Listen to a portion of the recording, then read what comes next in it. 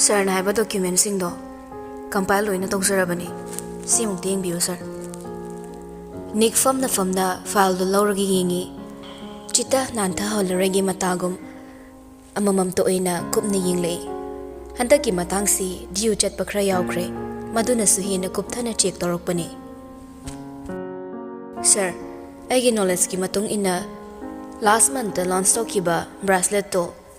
miyamna pamna khra watra na khali maduda due khra laikibra khali. Yenglamba file sing do khumjankhre mamang tha khra gi paisa nungsa gi matangda listing do compare tawragi yengmani. Chumi hairak libado gold bracelet to khra due laikre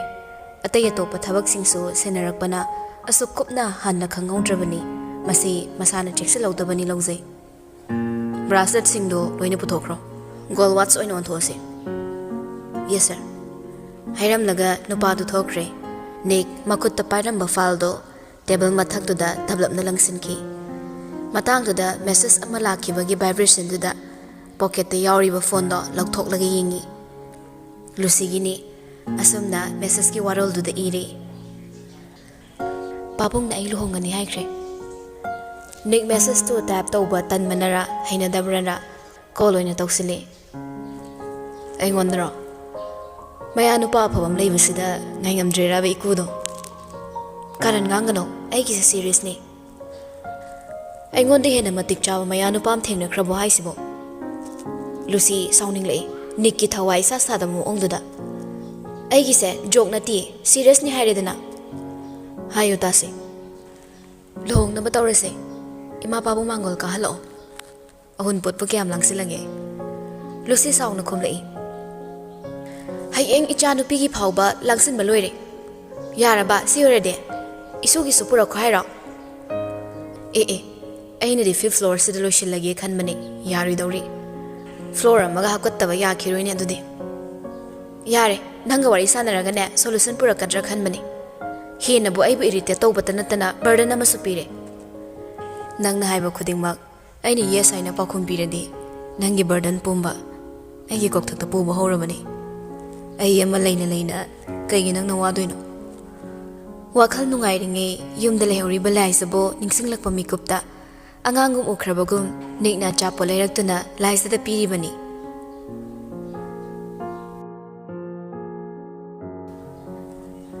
amasu pau phauna de amasu yaurakte sinakhiba thabaksu amatta thaoidabane ba oiroi amatta oiroi ba latani isau tawbuda rumduma hekta ninboiningi hida kaptho kapsin tawbugi leiba nurse tu phau taningakta phauраклабani nurse to naire patient se khara serious oi pathan kise yamlang bigano lata room du dagi prap thokre nongdren matom ta room du da leyawi ite nongdren mamai lei thok tu ni yinglakpani lais ma khut ta hot case tu paire ga leplamni hairak trabasu khangle chak thin balak pani haiba matung waira manaw oi riba niksu lepli nongdren na chango Laija sangsin laga hot case to table macha ama lei badudi mathak tu da thammi ite doctor na kai harige kaisu thoidok podi tawraroi imadi yam saung na thoki ko wasu khumde isau to ba ya ba tawrama thokrabani chak chawa chatli oramni adudi teisu cha thopiro pongkhai mu pharak pada lata changai phamlam balai sa do hogolanga Ima yum dahan bikro ay sida leage lata pairap khumai hoi aduna farani ngasai makai tumin leram manik to handakti ahan bo ina wangang lei yum gi sakna kana thongdoi ba nang sida lei bayaroi tamo go dum leishani lata na chak ti ina thongasu yai hotel gi chak saraga tumdabani chasilao laisa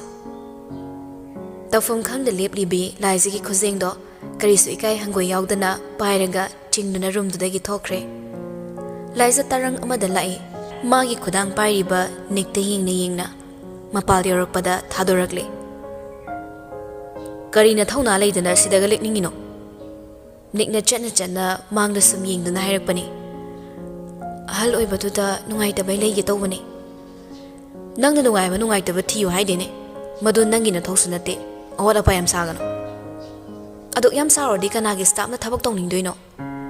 Handakti niktu laisida haifet yinglami wa makha tarakidre manglomda asum yinglaga chatli makhoi ni na yum yorakpado pangtheng thengbasu oide tara khar hen batangairi chinglemba chak charamdri makhoi ni bungai rambani chinglemba pamung chak sakrabo chakre pothaba changkhroni maninglomdagi laisana chak semlamlabani Nikso kitchen lomda chinglembasu punna changkre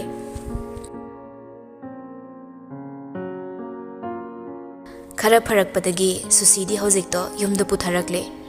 makho mukhut makti tek hodre madugi laibak phare haibe yai adubu makokta khara yeisinkhibana banners to madi hozi phoglok toktre adum yelibani maduna amu chilak pasidani susina imungdu maninna panglaw law to ne hekta lawbase awon chabi haiduni latagi matause laizabu tanthoki bahai basima magi di pandam ambugum thamlibani hanadagi thabak pumba laisadi matom tan honaribani hauji so honaribani adubu kanana supenbi bakau balaite heni yengthina banatana fattabai hongnabi susi chak punsan badofo latana pusalibani laisa nang mata changhande adubu phi su phisam tawramdai hektamang makauri mayami thaba ingkhang pumna magloikre imungda chak sahodribase matom tanga haurabani masado pop tare waraduna chak chage haiduna changlakpani adubu chak maru amu phau magire haina khaklamde karamba matam karamba mikupta thokhribano laisa ningsingba thoktre masa makta sengna khanghodre madumadi ising khara takchilanga dining chair amada phamlaga lei mamitto ayingba amada sum yinglaga mapalda mi langbagi khonjel do taraga laisa phamna khajiktang cheptharaga yinglei adumna famlambadagi hagwatlaga mapalom thorakpani adubu laklamiba misakto ubada pakhatpa poglei khwaidagi hina pakhatlibadi lataga wari sanaramba aduni mani imungdagi tapna thorakpada miduso mabu kaurai laisa nupi amagi khonjeldani nupido masak phajai masaktuga hekchanamba haiduni khonjel to phau khaithumnaba ma yauri adubo midi kya wangbo ide kuchusu singna ngauna phajai laisa thorakpadai lata imung changkhre imung lomda hairap yinglaga nupi rugi khodang pairaga get maya phawo ching thorakle laisa lao yumda halase mabu na balaklibado atei kana so iramdre laisa gi luna tinajabi chanajabi mata sana machani sana ai nang mutan bani nate nang yumdan khro imongi mising ta kiba yaurandi ai soidana sirani sanam chana laisa gi khutang pairanga ini do masayam ngam hodre hospital da sub khatningai sales amata leitre hidak leina bo na bada ichiru su yang ware wadu taraga laisa thamoi hena kaikre mata singna masado kaino matokre isingli irak na bagum sor phawbo hon bangam silaktre phunkat lakpagum phawi awaba mayam dugi khudam oina milhudagi pirang marik ama sintharakle manada siramba piktak toba sanadu lokthoklaga sanam chagi makhutta pire sana nangsi kai thoklaga imagi dak leibada sizina ado sana nang imagi ichega dati pausa khangan binuko moidi ai lai tamma chatkina leibane khonjel du tanikle sanagi makhutta chasir paishilaga hairakpani nahongna na amo mapi sintha bahorakle laisa ai lobanga moy siri nangge tum thamzawo nangna nada sana machet ama phok naptradi khamdowni si dragane ai si dau sanate adogidi nang kaisu khaluno ai gidi kona sarasu yai awaba taraba matamda sumbase sisinadradi kaisu kanadre moina asemba khanglakladi nang kari oini laisa ai khangde adubo ai mai leiduna di cheloi aina panthokadaba thabak thoram yamna wali ai pause haige haina nangi nakta lakpane hausi phaugi di aina tana kana su khangdabani laisa nangdi ai asengbi itane aduga paw hairakpagi so ai yam nungai ado sana nangna imado khara cheksana yengsanbiyo ko ꯍꯣꯏ ꯑꯗꯣ ꯑꯩ ꯆꯠꯂꯒꯦ ꯅꯨꯡꯉꯥꯏꯅ ꯂꯩꯌꯣꯀꯣ ꯂꯥꯏꯖꯥ ꯆꯠꯂꯣ ꯍꯥꯏꯔꯒ ꯆꯣꯠꯂꯤ ꯇꯧꯔꯕ ꯃꯃꯤꯠ ꯑꯅꯤꯗꯣ ꯃꯈꯨꯠꯅ ꯍꯥꯏꯐꯦꯠ ꯅꯥꯟꯊꯣꯛꯂꯤ ꯒꯦꯠꯇꯨ ꯍꯦꯛ ꯍꯥꯡꯗꯣꯛꯄꯒ ꯃꯄꯥꯜꯗꯒꯤ ꯅꯤꯛꯅ ꯆꯪꯉꯛꯄꯒ ꯍꯦꯛ ꯆꯥꯅꯔꯨꯏ ꯂꯥꯏꯖꯥ ꯄꯥꯈꯠꯅ ꯅꯥꯀꯜꯗ ꯐꯠ ꯂꯩꯊꯣꯛꯂꯒ ꯂꯩ ꯃꯃꯥꯏꯗꯣ ꯅꯤ ꯀꯔꯤꯁꯨ ꯍꯥꯏꯔꯝꯕ ꯅꯠꯇꯦ ꯑꯗꯨꯝ ꯌꯨꯝꯂꯣꯝꯗ ꯆꯨꯝꯗ꯭ꯔꯤꯡ ꯆꯪꯉꯛꯂꯤ ꯀꯔꯤꯒꯨꯝꯕ ꯑꯃ ꯀꯥꯎꯔꯝꯕꯁꯨ ꯃꯥꯜꯂꯤ ꯃꯗꯨꯗꯤ ꯃꯄꯥꯜꯗ ꯒꯥꯔꯤꯗꯣ ꯈꯥꯝꯂꯒ ꯊꯝꯂꯝꯂꯤ ꯁꯅꯥꯃꯆꯥ ꯍꯟꯈ꯭ꯔꯦ ꯇꯝꯂꯝꯂꯤꯕ ꯄꯥꯎꯗꯨꯅ ꯑꯐ ꯅꯨꯡꯉꯥꯏꯒꯤ ꯄꯥꯎ ꯑꯣꯏꯗꯕꯅ ꯂꯥꯏꯖꯥ ꯃꯁꯥꯗꯣ ꯍꯩꯅꯤꯡꯗ꯭ꯔꯦ ꯏꯁꯨꯛ ꯁꯨꯛꯊꯅ ꯒꯦꯠꯇꯣ ꯍꯥꯏꯐꯦꯠ ꯉꯥꯁꯤꯜꯂꯝꯂꯒ ꯆꯪꯉꯛꯄꯅꯤ ꯏꯃꯨꯡꯗꯒ ꯆꯪꯉꯨꯗ꯭ꯔꯦ ꯃꯥꯡꯒꯣꯜꯒꯤ ꯁ꯭ꯇꯤꯌꯔꯗꯨꯗ ꯐꯝꯂꯒ ꯂꯩ ꯁꯅꯥꯃꯆꯥ ꯃꯈꯣꯏ ꯑꯅꯤꯅ ꯁꯥꯟꯅꯈꯤꯕ ꯋꯥꯔꯤꯁꯤꯡ ꯑꯗꯣ ꯅꯤꯛ ꯇꯥꯔꯝꯒꯗ꯭ꯔꯥ ꯈꯟꯅ ꯑꯃꯨꯛꯁꯨ ꯄꯥꯈꯠꯂꯤ ꯅꯣꯡ ꯐꯥꯗꯣꯛ ꯎꯪꯕꯁꯤꯁꯨ ꯃꯍꯥꯎ ꯑꯃꯅꯤꯅꯦ ꯍꯣꯔꯦꯟ ꯑꯩꯒꯤ ꯆꯥ ꯍꯥꯞꯄꯨꯅꯨ ꯑꯣꯐꯤꯁꯔꯁꯤꯡꯒ ꯗꯤꯅꯔ ꯂꯩ ꯇꯨꯡꯂꯣꯝꯗꯒꯤ ꯍꯥꯏꯔꯛꯄꯅꯤ ꯅꯤꯛꯅ ꯃꯗꯨꯐꯥꯎ ꯂꯥꯏꯖꯥ ꯃꯃꯥꯏꯗꯣ ꯍꯟꯅ ꯅꯣꯟꯈꯠꯂꯛꯇꯦ ꯍꯥꯟꯅꯒꯤ ꯃꯇꯧꯒꯨꯝ ꯑꯗꯨꯃꯛ ꯂꯩ ꯇꯥꯔꯤꯕ꯭ꯔꯥ ꯇꯥꯗ꯭ꯔꯤꯕ꯭ꯔꯥ ꯅꯠꯇ꯭ꯔꯒ ꯊꯑꯣꯏꯅ ꯇꯥꯁꯤꯟꯅꯗ꯭ꯔꯤꯕ꯭ꯔꯥ ꯈꯪꯕ ꯅꯠꯇꯦ ꯅꯍꯥ ꯏꯑꯣꯏ ꯑꯣꯏꯒꯦ ꯍꯤꯌꯔꯤꯡ ꯑꯦꯗꯁ ꯑꯃꯨꯛ ꯍꯥꯞꯅꯗꯧꯔꯤꯕ꯭ꯔꯣ ꯂꯩꯁꯥꯕꯤ ꯅꯥꯄꯪꯕꯤ ꯀꯥꯏꯅ ꯍꯥꯏꯅꯕ ꯇꯥꯗꯧꯔꯦꯅꯦ ꯑꯩꯗꯤ ꯃꯅꯤꯡꯂꯣꯝꯗꯒꯤ ꯈꯖꯤꯛ ꯆꯠꯈꯠꯂꯒ ꯅꯤꯛꯅ ꯃꯈꯥ ꯇꯥꯔꯛꯄꯅꯤ ꯆꯠꯂꯝꯗꯥꯏꯗ ꯄꯣꯛ ꯍꯦꯛ ꯈꯥꯏꯔꯝꯒꯤ ꯈꯟꯕ ꯃꯥꯜꯂꯦ ꯑꯩꯁꯦ ꯅꯪꯒꯤ ꯍꯖꯥꯝ ꯑꯣꯏꯅ ꯎꯕ꯭ꯔꯣ ꯆꯥꯅꯤꯡꯉ ꯆꯥꯎ ꯆꯥꯅꯤꯡꯗ꯭ꯔ ꯇꯣꯛꯑꯣ ꯀꯩꯁꯨ ꯀꯥꯏꯗꯦ ꯑꯩꯒꯤ ꯃꯥꯡꯖꯕ ꯂꯩꯇꯦ ꯑꯆꯝꯕ ꯆꯝꯇ꯭ꯔꯤꯛ ꯆꯝꯕ ꯋꯥ ꯈꯔ ꯍꯥꯏꯕꯁꯤꯁꯨ ꯀ꯭ꯔꯥꯏꯝꯂꯣ ꯅꯪꯅ ꯗꯨꯛ ꯁꯥꯎꯔꯤꯗꯤ ꯅꯪꯅ ꯃꯤꯉꯣꯟꯗ ꯑꯗꯨꯝ ꯈꯥꯏꯕꯁꯤꯗꯤ ꯔꯨꯜꯂꯥ ꯋꯥꯏꯁꯦ ꯍꯥꯏꯔꯝꯂꯒ ꯁꯥꯎꯔꯪꯅꯅ ꯏꯃꯨꯡꯂꯣꯝ ꯆꯪꯈ꯭ꯔꯦ ꯂꯥꯏꯖꯥꯗꯣ ꯃꯥꯅ ꯆꯪꯈ꯭ꯔꯤꯕꯗꯣ ꯅꯤꯛ ꯅꯣꯛꯂꯒ ꯌꯦꯡꯍꯧꯔꯤ ꯃꯥꯗꯤ ꯊꯑꯣꯏꯟꯀꯤ ꯂꯛꯅꯕ ꯅꯨꯡꯉꯥꯏ ꯈꯟꯅ ꯂꯛꯅꯕꯣꯏ ꯀꯩꯕꯣꯏ ꯇꯧꯅ ꯁꯥꯎꯍꯜꯂꯤꯕꯅꯤ ꯏꯃꯧ ꯊꯨꯅ ꯐꯗꯕ ꯌꯥꯗꯕꯅꯤꯀꯣ ꯂꯩꯀꯥꯏ ꯃꯤꯅ ꯉꯥꯡꯅꯔꯤꯕꯁꯤꯡꯁꯦ ꯇꯥꯕꯗ ꯏꯃꯥꯗꯤ ꯂꯩꯐꯝꯒ ꯈꯪꯗ꯭ꯔꯕꯅꯤ ꯀꯔꯤꯁꯨ ꯇꯧꯔꯣꯏꯗ꯭ꯔꯥ ꯈꯟꯅ ꯊꯝꯂꯨꯕꯅꯤ ꯊꯕꯛ ꯏꯪꯈꯥꯡ ꯈꯔ ꯀꯥꯟꯅꯒꯗ꯭ꯔꯅ ꯑꯗꯨꯕꯨ ꯏꯃꯥ ꯍꯦꯟꯅ ꯃꯊꯥ ꯁꯥꯍꯜꯂꯦꯗ ꯃꯁꯤ ꯃꯍꯩꯡ ꯆꯥꯕꯤ ꯑꯣꯏꯔꯝꯃꯤ ꯏꯃꯧꯒꯤꯁꯤꯁꯨꯅꯦ ꯃꯥꯅ ꯇꯧꯕ ꯁꯣꯏꯗꯅ ꯑꯣꯏꯔꯝꯒꯅꯤ ꯆꯨꯝꯃꯤ ꯏꯃꯥꯅ ꯍꯥꯏꯕ ꯃꯥꯅ ꯇꯧꯕ ꯑꯣꯏꯗꯣꯏꯅꯤ ꯁꯣꯛꯂꯤ ꯅꯥꯔꯦ ꯍꯥꯏꯕꯈꯛꯅꯤ ꯁꯨꯁꯤ ꯃꯤ ꯋꯥ ꯉꯥꯡꯅꯕꯗꯤ ꯑꯗꯨꯝ ꯉꯝꯃꯤ ꯈꯗꯥꯡꯁꯨ ꯊꯥꯡꯗꯣꯛꯇꯨꯅ ꯉꯥꯡꯗꯧꯒꯤ ꯂꯩꯔꯕꯅꯤ ꯃꯁꯥꯅ ꯊꯥꯛꯄ ꯂꯥꯡꯗ ꯃꯁꯥꯅ ꯊꯨꯖꯔꯨꯗꯨꯐꯥꯎ ꯍꯦꯛ ꯋꯥꯈꯜ ꯇꯥꯕ ꯉꯝꯗꯦ ꯃꯤꯉꯣꯟꯗ ꯇꯥꯏꯁꯟꯕꯅ ꯅꯨꯡꯉꯥꯏꯖꯕꯤ ꯑꯣꯏꯕ꯭ꯔꯥ ꯃꯁꯥꯒꯤ ꯃꯔꯥꯜꯗꯨꯗꯤ ꯎꯗꯅ ꯃꯤꯉꯣꯟꯗ ꯍꯦꯛꯇ ꯇꯥꯏꯁꯤꯜꯂꯤ ꯀꯤꯠ ꯅꯝꯁꯤꯜꯂꯤ ꯆꯠꯂꯨ ꯁꯨꯛꯌꯥ ꯌꯥꯗꯦ ꯏꯀꯥꯏ ꯈꯪꯗꯕꯅ ꯀꯩꯒꯤꯅꯣ ꯏꯃꯥ ꯃꯥꯅ ꯑꯈꯥꯡ ꯀꯟꯕꯤ ꯁꯥꯗꯅ ꯁꯨꯔ ꯅꯩꯁꯜꯂꯒ ꯁꯨꯝ ꯂꯩꯔꯤꯁꯤꯕꯣ ꯑꯩ ꯅꯥꯕ ꯐꯠꯇ ꯐꯈꯤꯁꯅꯨ ꯂꯨꯁꯝꯁꯦ ꯄꯥꯏꯔꯒꯅꯦ ꯏꯟꯈꯤꯒꯦ ꯁꯨꯁꯤ ꯀꯅꯥꯅꯣ ꯈꯪꯍꯟꯒꯦꯕ ꯍꯦ ꯐꯔꯦ ꯏꯃꯧꯅꯦ ꯊꯨꯅ ꯅꯥꯕ ꯐꯔꯣ ꯏꯃꯧ ꯅꯥꯕ ꯌꯥꯕ ꯅꯠꯇꯦꯀꯣ ꯏꯃꯥ ꯏꯁꯤꯡ ꯈꯛꯇ ꯊꯛꯀꯦꯕ ꯈꯅꯥꯎꯒꯁꯦ ꯂꯣꯏ ꯈꯔ ꯀꯪꯉꯦ ꯍꯣ ꯏꯃꯥ ꯄꯨꯔꯛꯀꯦꯀꯣ ꯅꯪ ꯉꯥꯏꯔꯝꯃꯨ ꯀꯨꯏꯔꯣꯏ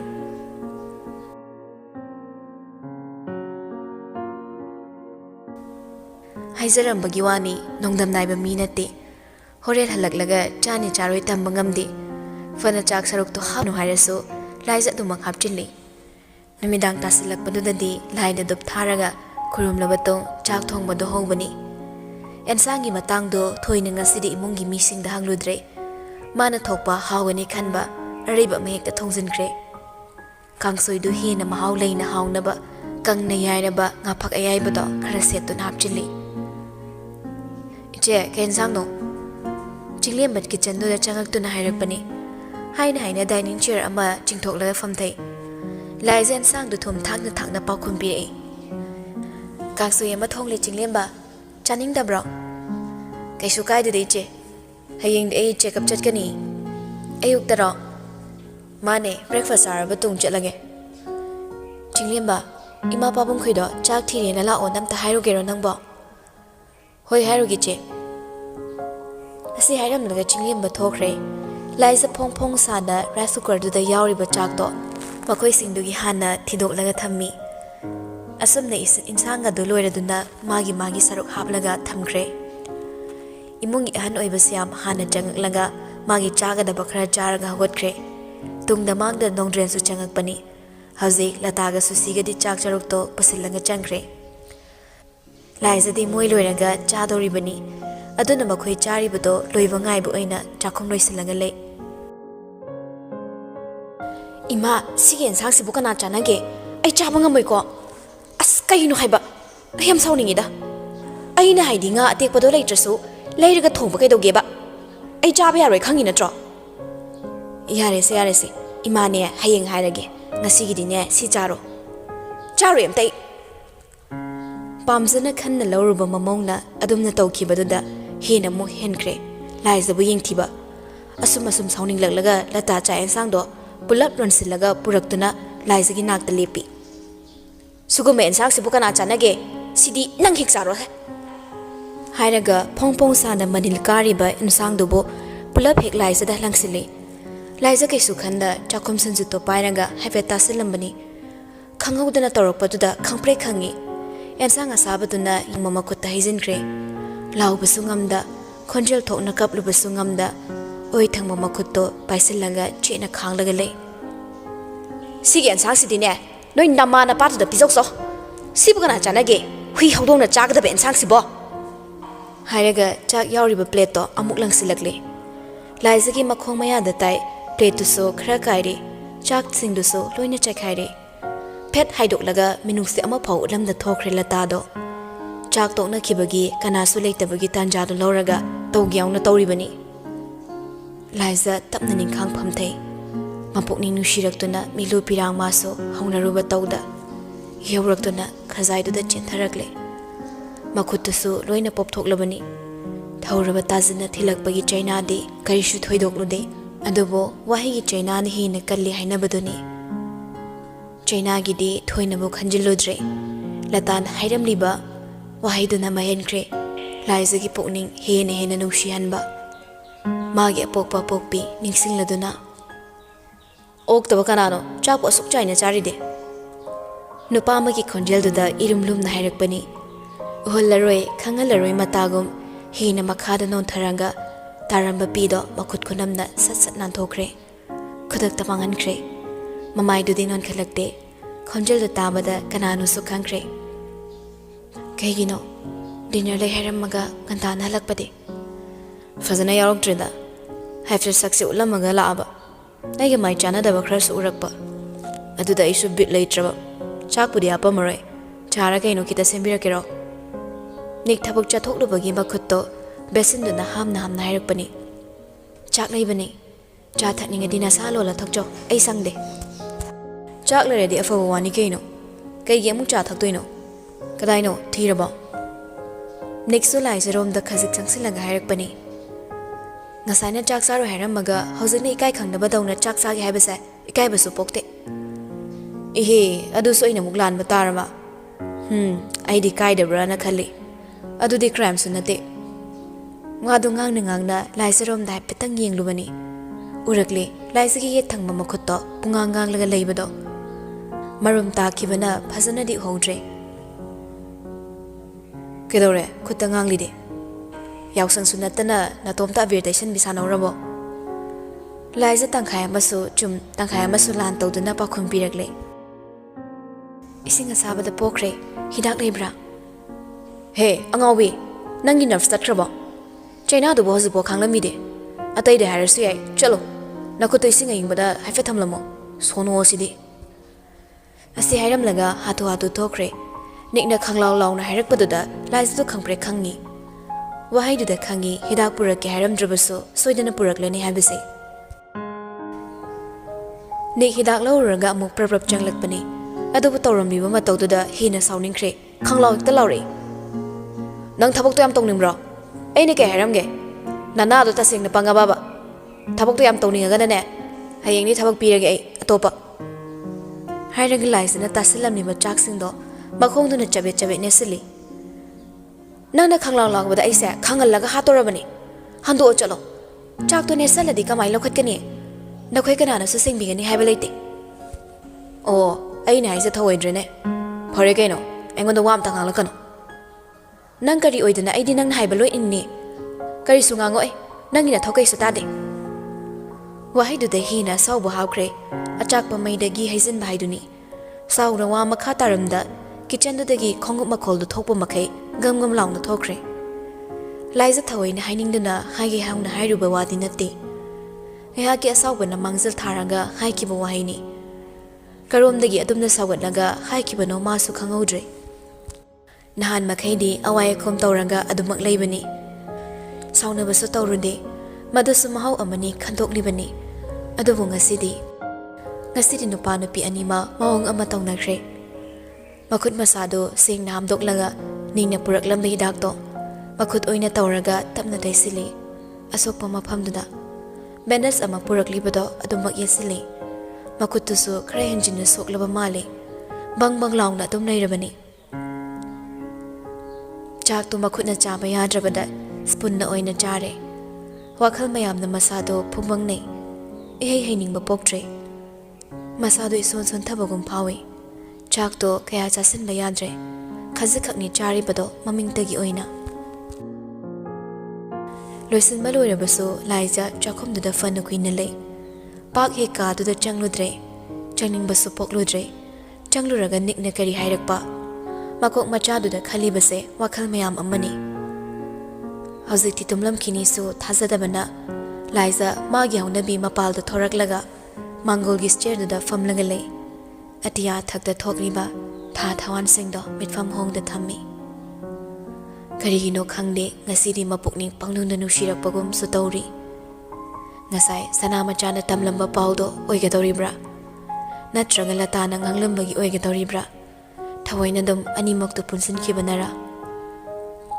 Magi awawa wari singdo lon su thoktaba thawai su pandaba tha thawan singduda bagdam bagum mitfam hongde lei. Magi pukningi oiba mari ama lainabagum su tawi. Nong nini duda nik ahongba phanyama leikre. Hana na fagi tawduna talai sa bolaknarambadu so lepkre hawjikti. Amuk hana tawrakidre. Taruk laroi khan krabra tasing na asing mamaki so laizada warau krabra. Warau phamsu thoi. Magi fanaba siluba mangona tamnana onsilanga. Masana masa maromdom matom talepchebi ngambi amagum. Tarai khantada ngangluba wahi karaduna. Thaina na laize hekla kiba matamduda. Tawkiba magi rutindo adumak hanjinkre. Handakti khara hongle khalambani. Adubu pumna maktayon na bahayabadu oikre. Yumda chak chagandabi hainabisu hanjinkre. Bahang ama buhang labaso kumningnabum tawna adumang chatki. Thabak na maruni khanmanara sandi boksang lakidre. Nong matamaga onsinaraga wari sanabagi tanjasu pikidre.